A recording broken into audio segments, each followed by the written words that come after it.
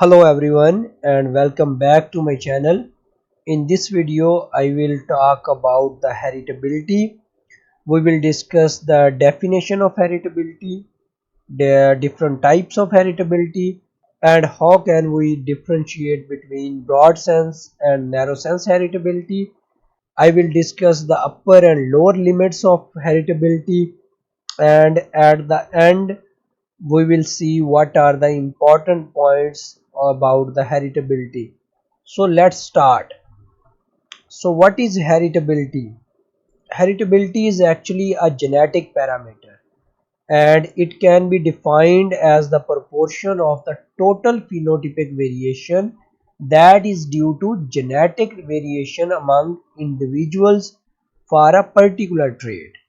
So heritability is the portion of the total phenotypic variation that is due to genetic differences among individuals for a particular trait. We can also say the part of phenotypic variation that is due to genetic differences among individuals. Heritability is always measured in a population for a particular trait. So heritability cannot be measured on an individual animal. It is always measured in a population and measured for a particular trait. Heritability can be classified into two types.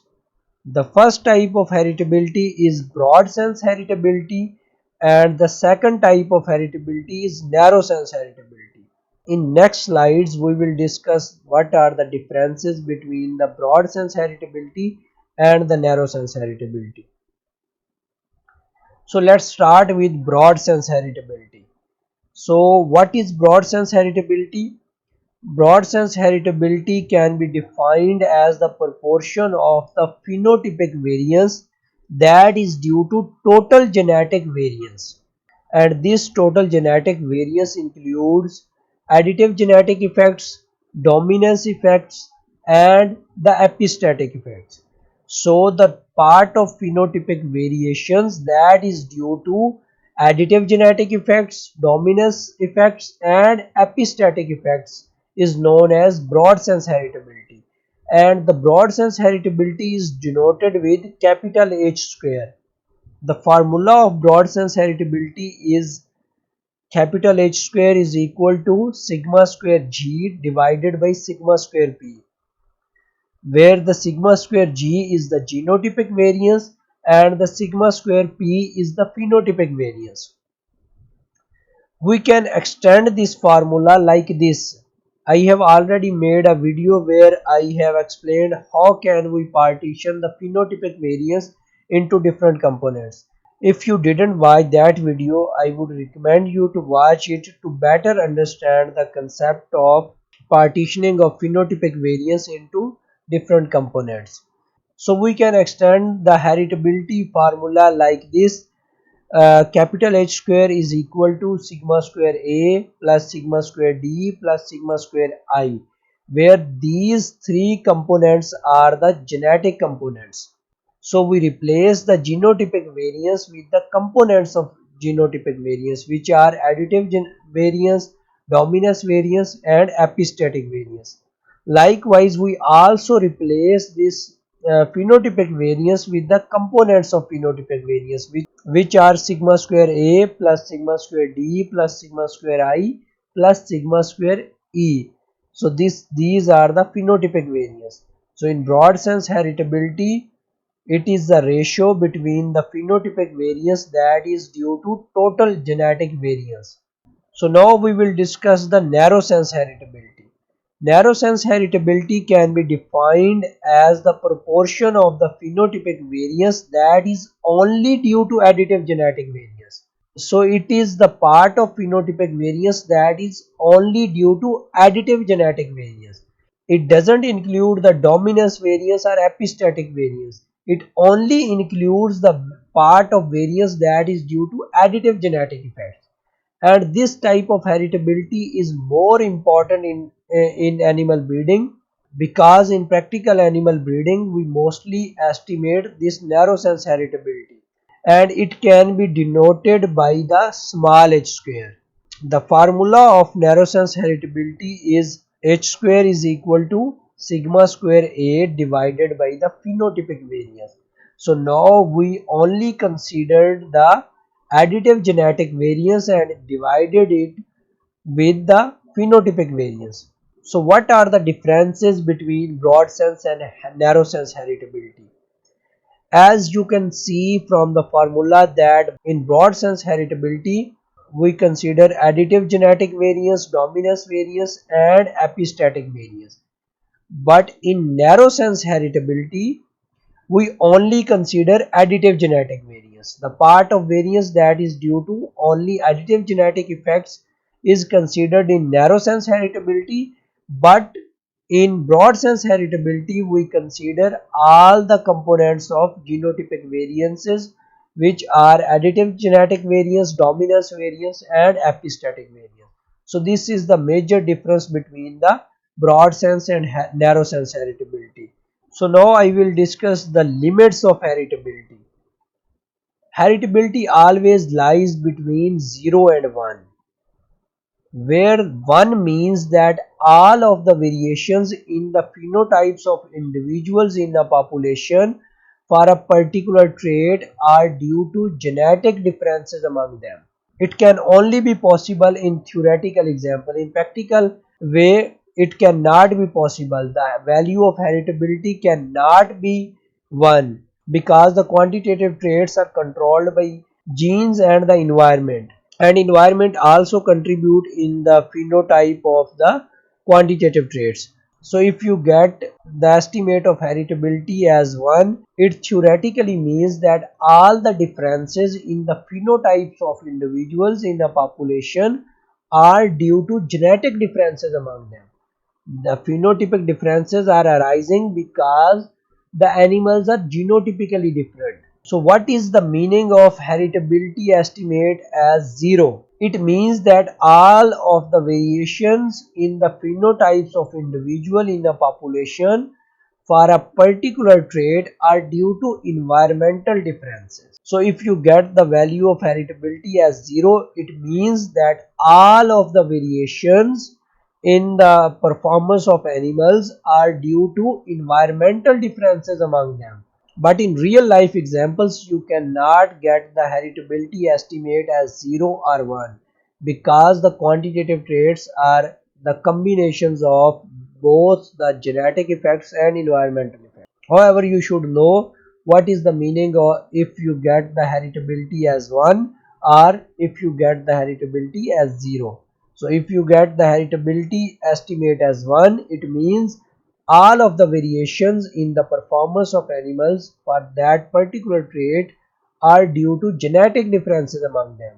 And if you get the value of heritability as 0, it means that all of the differences or variations in the performance of animals for a particular trait are due to environmental differences. So if you get the heritability estimate as 0.40, what does it mean? For example, if you get the heritability estimate of birth weight in cattle as 0.40, so how can you explain it or how can you define it? It means that the 40% of the phenotypic variations in the birth weight of animals are due to the genetic differences among individuals. And it also means that the remaining 60% of the observed phenotypic differences are due to environmental sources of variation.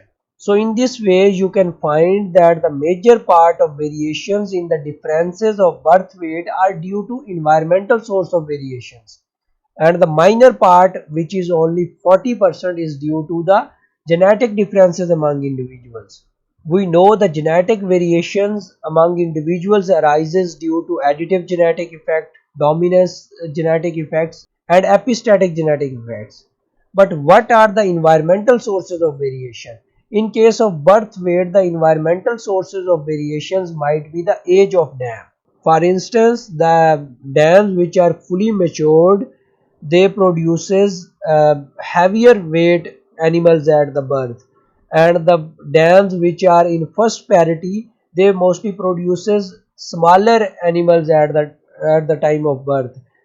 The other environmental source of variation might be the type of birth. For example, in small ruminants or small animals which produces more than one offspring at the birth, it has been seen that the animals which were single born, they found to be heavier as compared to those who were twins or triplets at the time of birth.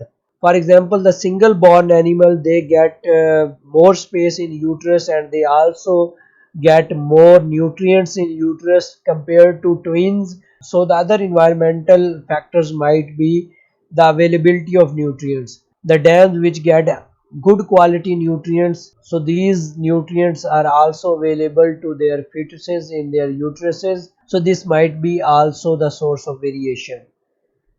The other source of variation might be the management of farm, that how animals are managed at in a particular season at the farm. This may also cause variation in the birth weight of animals. So now I will discuss different important points about heritability.